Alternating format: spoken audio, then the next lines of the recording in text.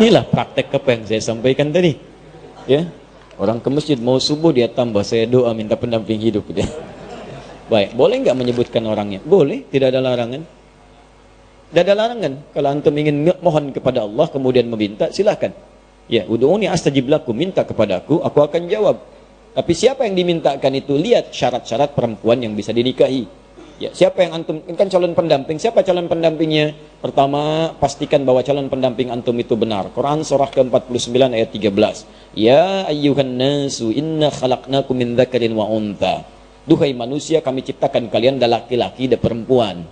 Wa ja'alnakum syu'uban wa qabaila lita'arafu. Kami jadikan kalian mungkin beda tempat tinggal, beda kabilah, beda suku, beda mungkin RT, RW, kecamatan sampai beda negara. Lita'arafu, supaya saling mengenal. Dengan ta'aruf itu mengetahui, menjalinlah kemudian hubungan kasih sampai ke pernikahan. Tapi siapa yang menikah? Zakar dan unta. Tidak ada zakar dengan zakar atau unta dengan unta.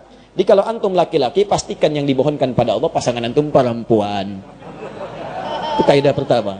Kalau antum perempuan, minta kepada Allah pasangannya laki-laki. Jelas ya? Di nggak ada istilahnya laki-laki, ya Allah, anugerahkan aku si dia, ya Allah. Mohon, ya Allah, saya Asep, mohon jadikan Andi pasangan saya. Itu sudah menyalahi. Nggak mungkin dikabul antum. Paham ya? Baik, jadi ingat, manusia itu cuma dua. Kalau bukan laki-laki, perempuan. Bagaimana Ustadz kalau perempuan pengen jadi laki-laki, laki-laki pengen jadi perempuan? Itu artinya dia sedang keluar dari fitrah kemanusiaannya. Paham? Setiap makhluk Allah berpasangan. Quran surah ke-51 ayat ke-49. Wa min kulli syai'in khalaqna zawjaini la'allakum tadhakkarun. Ya, semua hal makhluk kata Allah saya ciptakan berpasangan supaya kamu sadar, cuman saya yang tidak punya pasangan. Saya Esa, saya Allah, saya nggak punya pasangan. Semua makhluk saya ciptakan berpasangan. Ya, laki-laki, perempuan, bahkan hewan ada jantan, ada betina, bahkan tumbuhan ada putik, ada benang sari.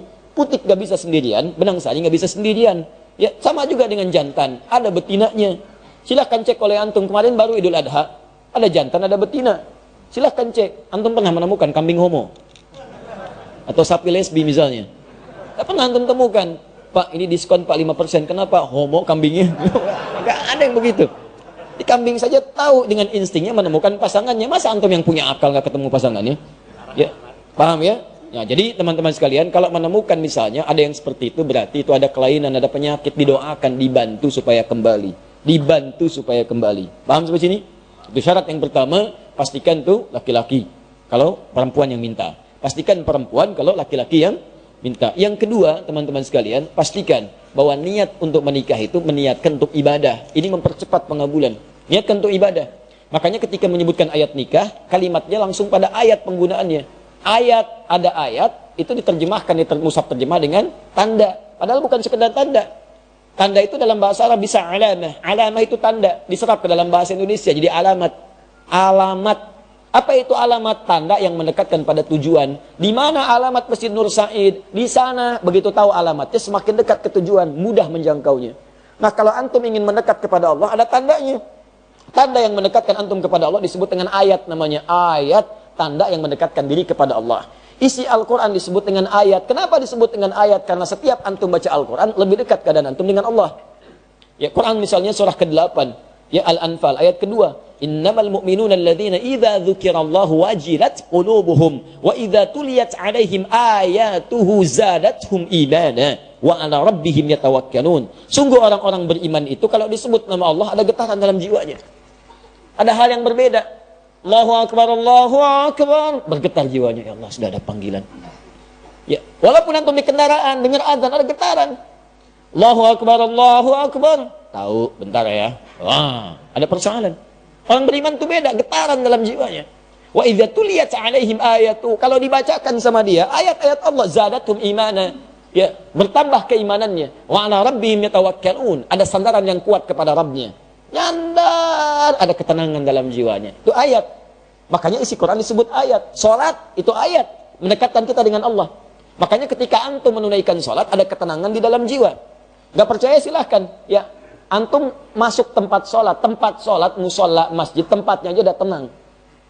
Puncak tempat salat itu di Baitul Haram, Ka'bah, Masjidil Haram. Itu puncaknya, kiblatnya di situ. Ketika Allah menyebutkan pertama kali Ka'bah sebagai tempat untuk pusat ibadah, disandingkan ketenangan di dalamnya. Quran surah kedua ayat 125, paling kanan pertengahan. Ya. Wa idh ja'alna al-baita mathabatan lin-nasi wa amna. Dan ingat, pelajari, dalami ketika kami jadikan al-bait Ka'bah tempat pusat ibadah bagi manusia dan tempat yang menenangkan. Jadi kalau antum punya masalah seberat apapun di depan Ka'bah, tiba-tiba bisa mengalir air mata, lupa dengan masalah, tenang aja. Gak percaya silahkan mendekat.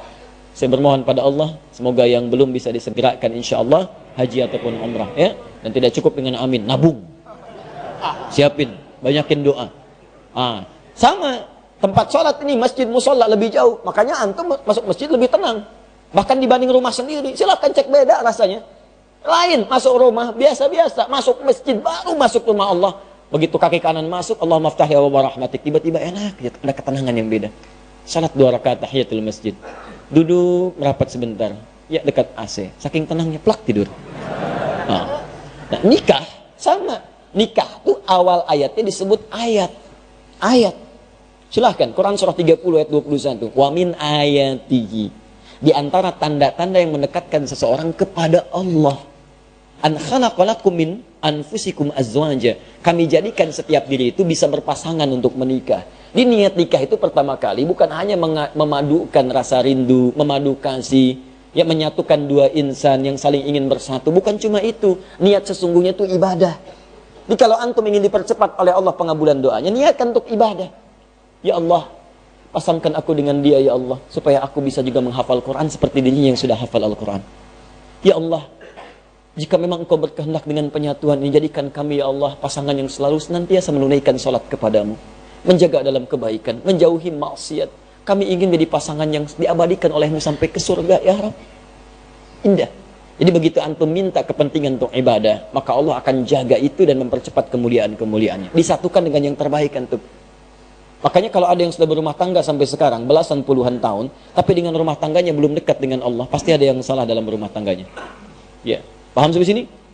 Baik, makanya sekarang ini saya lihat banyak perubahan-perubahan. Orang mau menikah, maharnya tuh sudah pakai bacaan Quran tambahan. Aku mau menikah, tapi kamu hafalkan dulu surat Ar-Rahman ya. Masya Allah. Saya kalau menghadiri tausiah pernikahan, sekarang bacain Ar-Rahman. Calon suaminya tuh bukan baca pakai mushaf, hafalannya. Masya Allah, sudah ada hal-hal yang baik sekarang ini. Ya, nanti kalau bapak punya anak perempuan, datang ke rumah, suruh tes bacaan Qurannya. Ya. Adik siapa? Saya Anas pak, baca surat An-Nas. Baca. Masya Allah, baca, dengerin tuh. Makhrajnya bagus. Kalau belum bagus, latihan dulu. Cari ustad ya, yang bagus. Kalau adik siapa yang kedua? Saya Torik pak. Baca At-Torik. Baca. Masya Allah, sesuai namanya. Bagus. Ada yang ketiga siapa? Pucat dia wajahnya. Belum jawab. Saya Imran pak. Aduh. Tapi panggilan sehari-hari kulhu. Tanya. Itu ya. Diminta niatkan untuk ibadah. Nanti kalau antum begitu, itu akan dipermudah. Bahkan bahasa Qurannya sederhana. Kalau kamu merasa kurang bekal, aku jadikan kaya, kata Allah setelah berumah tangga. Aku jadikan kaya. Ya yughnihimullah. Aku berikan kaya dari keutamaan yang Allah berikan kepadanya. Jadi syaratnya tadi, cari pasangan yang benar. Yang kedua, niatkan untuk ibadah. Kemudian nanti ada turunan dalam hadis Nabi dengan 4 kualifikasi. Tunkahul mar'atu li arba'in. Perempuan dinikahi, atau antum mencari perempuan, mencari laki-laki karena 4 hal. Hati-hati karena 4 hal. Motifnya kadang limaliha, karena urusan hartanya. Lijamaliha, karena parasnya. Ya, kemudian linasabiha, karena urutan latar belakangnya. Tapi lidiniha itu yang paling utama, karena ketakwaan dan agamanya. Fadfar bidzatid dini taribat yadak. Kalau ada yang bagus agamanya, maka utamakan itu, maka Anda akan beruntung dalam kehidupan.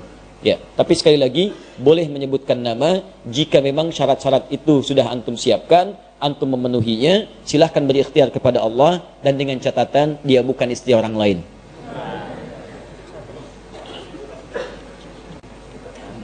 Ya Allah, kalau memang dia jauh, dekatkan. Kalau dia sudah bersama dengan orang lain, pisahkan dulu ya Allah. Itu nggak boleh. Ya, nggak boleh.